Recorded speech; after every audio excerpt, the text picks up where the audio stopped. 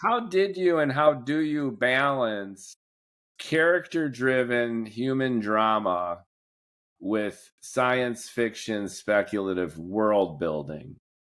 Because this is another balancing act. Yeah. And I've been talking to a lot of authors, and I'm an author, and I've been grappling with that issue too. And obviously it depends on your personality, it depends on your own interests and your own proclivities, but your own taste as well. And what I've discovered Mhm. in my own writing and in appraising some of the works of others is there's a tendency to fetishize technology among us geeks. And that leads to bad storytelling because the world building gets in the Mhm. way of the human drama.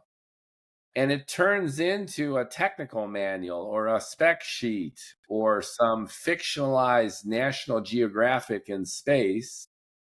And the characters reduce themselves to cutouts and two-dimensional vehicles for the world to build. And there's no tension. There's no real drama because the author is too busy describing the fanciful gadgetry and futuristic technology. Mhm.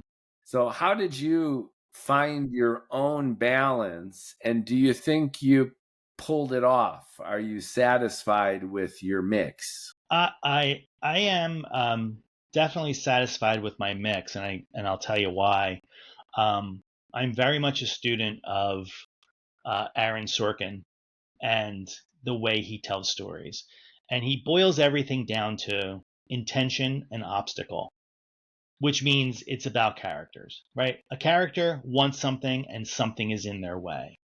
To me, everything else has to be subservient to that premise, right? Which means I always put character first.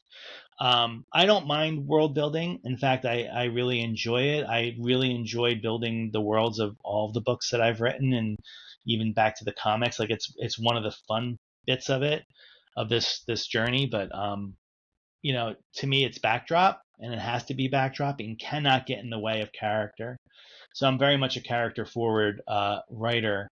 Um, so that's how I balanced it. And I'll use the example, like, I love Andy Weir. I mean, his I don't know if you read Project Hail Mary, but everybody's going to get to see the No, film The soon Martian, enough, of and course, it's and great. now he has a new book, right? Is there?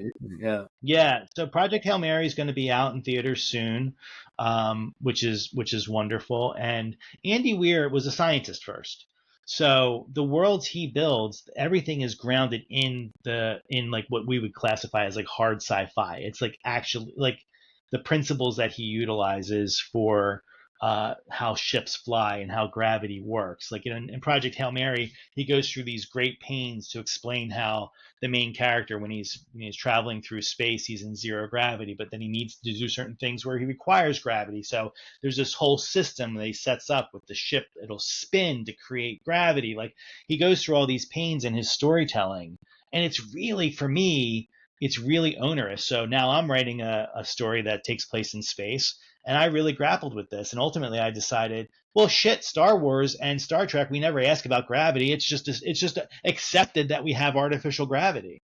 So why don't I just do that?